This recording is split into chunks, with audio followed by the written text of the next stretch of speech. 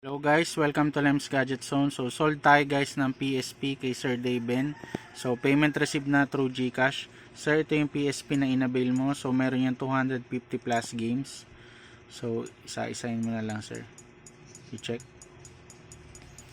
So hinahanap ni Sir Call of Duty. So hanapin natin Call of Duty.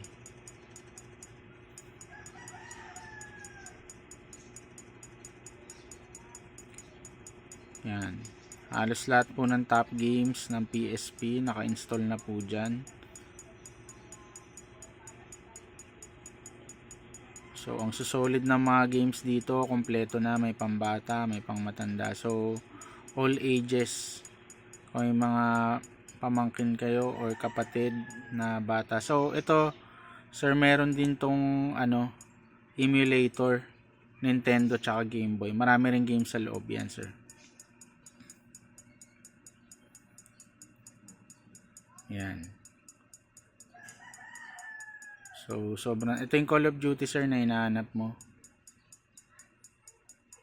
So, yan po yung mga list of games. Tapos, dito naman tayo sa PS1. Okay, sir, may ituturo ko sa dito sa Mortal Kombat tsaka Jackie Chan para ma-play mo.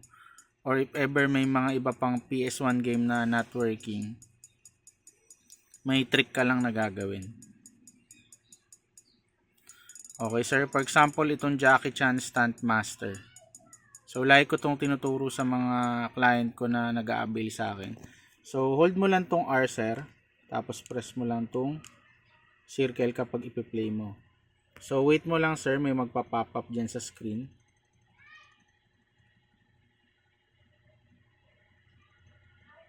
Yan.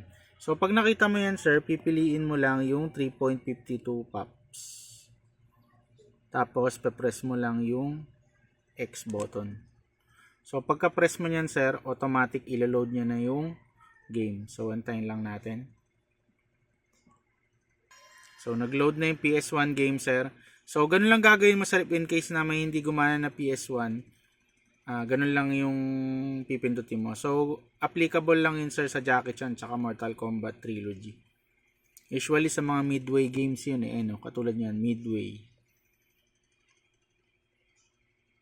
So, kumbaga, yun yung pang-bypass para ma-emulate natin yung game. Ayan. So, sa mga nagtatanong kung paano i-full screen yung PSP, so punta ka lang sa home, tapos settings, sir. Then, punta ka lang sa screen mode, tapos gawin mo lang full screen. Ayan. Tapos, back mo na.